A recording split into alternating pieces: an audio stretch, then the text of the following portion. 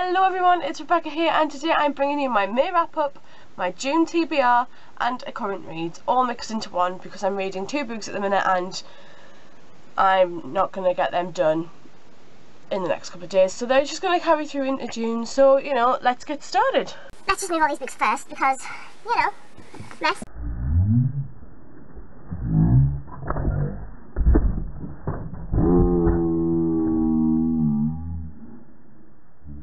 Okay, so in the month of May I finished 3 books, 1 physical and 2 digital. I've read and completed Digital Fortress by Dan Brown, and I also completed 2 ebooks. So I'm just going to start with the ebooks first and then talk a little bit about this one. So the first book I completed in May was Phoenix Rising, and that is by Brian Pierce. I completely forgot there. This is about a boy named Toby who lives on a ship, and it is after the world has gone to pot. Basically, the world's actions have caught up with itself and everything's just gone balls up, basically. I don't really know any other way to describe it. It follows Toby and his father, and his father is the captain of the ship, which is called the Phoenix, and they basically they're scavengers. They scavenge the land, or the seas rather, not the land, to find goods that would be good for their ship, and with the whole aim of getting to this one area where there are supposedly loads of solar panels which would keep their ship going for forever, basically. But when there is things like this, and when you're a scavenger, you are not alone on the seas. And the main competition for these for this big scavenge of solar panels is the Banshee. And on the Banshee, it is run by somebody who used to work with the captain of the Phoenix, like before everything went sort of balls up, and it just follows Toby's journey, and how it just sort of follows Toby's journey with how he deals with the fact that, you know, there are other people on the seas and he is growing up and he wants to partake in all these sort of the challenges that face the Phoenix, and they go on they sort of collaborate with the Banshee in some aspects. But it is a really, really good book, and I would highly recommend anybody downloading it or buying it if they can. There is a sequel due next year, and I gave this one, I think I gave it 4.5 or even 5 out of 5 stars on Goodreads, and I really, really enjoyed it, so I'll leave the Goodreads link down below. Okay, so the second ebook I finished is Outage by Elisa Barr, and this is part of a series called the Powerless Nation series, and this is book 1 in said series. And this follows a girl named Dee, or Maddie, whose parents go on a cruise and leave her with her grandfather on a farm. Now, she originally had a brother, I think is it a brother or a sister? She originally had a sibling, basically, and this sibling died, and things haven't been right with her and her parents since that day. So they go off on a cruise and say, oh, you know, you can go stay with your grandfather, everything will be great, blah blah blah. And then all of a sudden there is a power outage where nothing works at all, and this book basically follows Dee, who, you know, she's about, I think she's 15 at the point of this book, she may be younger, I'm not sure, and she is with her grandfather, and her grandfather, all electricity cuts out, like everything cuts out, and she finds out that her grandfather has a pacemaker, and he is one of the very, very lucky ones to actually survive the length of time that, like, for the length of this book, with a pacemaker. So, spoiler alert, he doesn't die. So yeah, it follows Dee, and she sort of, how she copes going from being so, like, engrossed in technology, like the majority of us. Like, this is going on YouTube, for God's sake, it's going on the internet, so that's how technology focused I am. I have, like, you know, obviously a Kindle and things like that. It goes from how somebody can go from being like her and like this to the complete opposite, and being, like, you know, so reliant upon the land around them and things like that. It is a really, really good book. I think I gave this one 4 out of 5 stars as well, and I'm looking forward to finding out about the sequel, if it's out yet or when it's out, because I haven't really done the research. So yeah, I'd highly, highly recommend that one too. So the last book I completed in May is Digital Fortress by Dan Brown. I have lost my Dan Brown virginity when it comes to reading his books. I picked this one up, when did I pick it up?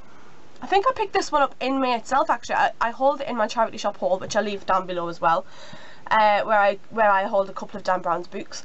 And this one follows a girl named Susan, well, she's not a girl, she's a woman named Susan, and she is a cryptographer. Now, cryptographers basically figure out codes and all this kind of thing, and it's sort of like a secret from the government. Well, it's not really a secret from, it's a secret from the rest of America that they are looking with this system called Translator, which basically decodes every single sort of checks emails for codes and things like that. And it's really interesting, the job that she actually does. But it follows Susan, and it also follows her partner David. Now David has been asked, there's a big event occurs with Translator and something called Digital Fortress, which is supposed to be the virus that breaks Translator and releases all of Translator's secrets. And this is very interesting, even if you're not interested in it, in like the code breaking or that kind of thing, because I'm more interested in like technology, and that's what I went for with being digital. I'm not really interested in code breaking, but it was so fascinating. It follows Susan. There's two codes. The guy who created Digital Fortress, who they don't know who created it. Well, they know who created it, but they know that he has a code and someone else has a code. So instead of sending the actual sort of known faces for like the FBI or the NSA or anything like that, they send David. Now David is Susan's boyfriend and is a teacher, so he gets thrown into like this whole other side of life, really. He gets thrown into Susan's world of work and the dangers that are sort of coinciding with this big issue of Digital Fortress, while she's locked up in the cryptography lab with Commander Strathmore and a guy named David Hale and a couple of other characters in the way as well. And this basically follows both ends of the story, and how David tries to find the key, or how he finds the code, and how Susan copes with Commander Strathmore, who she really looks up to and admires, and David Hale, who basically just wants to get in her pants. And this is it's a really interesting read, actually. I mean, it is a bit of a chunk. It's just over 500 pages, but I read this in about a week and a half, and I don't normally, 500 pages could take me forever usually, and I read this in a week and a half, and it was really good. The only downside to it was nothing to do with the writing. It was more the fact that the book smells of smoke. But that's what happens when you buy in charity shops. Well, not charity shops, but that's what happens when you do, you know, book hauls from thrift stores and car boot sales and things like that. It's not the book's fault, you know what I mean?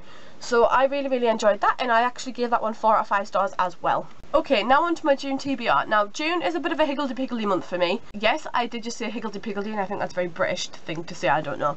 But I'm finishing college in the middle of June, but I also have some observations for college and things like that, and loads of assignments and things. But then from the middle of June, I'm finished college, and I'll just be working and doing placement. So hopefully I will get round to finishing my 2 current reads, and that is The Martian by Andy Weir and All the Light We Cannot See by Anthony Doerr. Now, I've been reading this one for absolutely ages, and I am only about 150 pages done with it, but the chapters are really short, but the pages themselves are really long.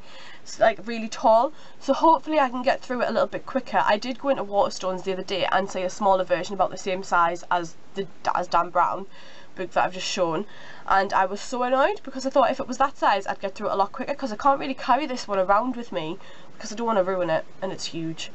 So yeah, I'm hoping to get this one done. It is really interesting read when I actually pick it up, but the chapters are really short, so it feels like I've read loads and loads when really I've only read like 3 pages. So yeah, hoping to finish this one in June. As I mentioned before, I've already also started The Martian by Andy Weir. Now this one I'm only like 20 pages in. You can see where my little bookmark is.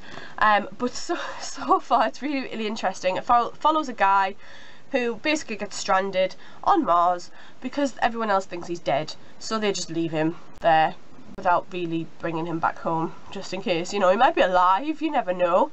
This is, from what I gather, is following his journey to survival, or whether he actually survives or anything like that. And as I mentioned in my previous video, it should be being made into a film starring Matt Damon, and just I'm so looking forward to that film. Like, I am so looking forward to just seeing another Matt Damon film, which my other half will not be happy about, because I really like Matt Damon, but tough. Matt Damon is just not gonna lie, if that was Matt Damon on the cover, I'd have bought it sooner. Or if I do manage to get around to finishing those two, I do want to get on to a couple of more physical books, but with the way I am at the minute with this cold and flu, that could happen sooner rather than later. And they are The Bone Season by Samantha Shannon and All I Know Now by Carrie Hope Fletcher. Now, I'm hoping that if I read this, it might give me some inspiration and motivation to get on with my assignments.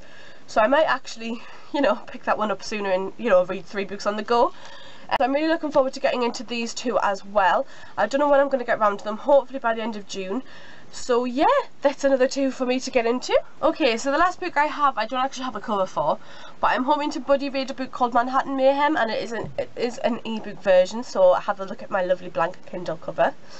And I can't really remember what this follows, but I'm hoping to buddy read it with Vanessa. And I remember when I saw it, I was thinking I need to buddy read this with someone, because all these books I'm reading, nobody understands how happy, like all the ebooks I read, nobody understands how happy I am with the way that they're going, because if I tell anybody about them, it ruins them for them. So I said to Vanessa, I was just like, shall we buddy read it? And she went, yeah, let's buddy read it, because, you know, I've never done a buddy read before, and I don't think she has. So it's something different for us both, and I may even vlog my progress on that one. I don't know yet. It depends when I get round to it, but hopefully I'm going to get round to it in the next couple of days as well. So then, you know, who knows? So that is it for my May wrap up and June TBR / current reads, and I don't really know what that was. But yeah, hopefully as well I'm going to be posting a book bucket list that somebody, Ness, has already done. Because she beat me to it after I said, oh, I want to do that. So hopefully I'm going to do a book bucket list for you guys and I'm going to split it into 2, because I like splitting things into 2 these days. I'm going to do one where I recommend books that I've read that should be added to your bucket list, and I'm also going to do my own bucket list of books that I want to read before I die. I may limit that, I may change that target from before I die to a certain age, but who knows. And hopefully as well, as long as my filming goes okay, I will be filming a Kindle wrap up as well before the end of June. So that is it from me for now, and I shall see you all very, very soon with either another video or blog post or comments or activities or anything like that. And if you like what you saw in this video, which are up there, I don't know if you can see them, like and comment on the video down below, and don't forget to subscribe, and I should hopefully be able to subscribe back to you if my emails work okay. So I shall see you all very, very soon. Bye!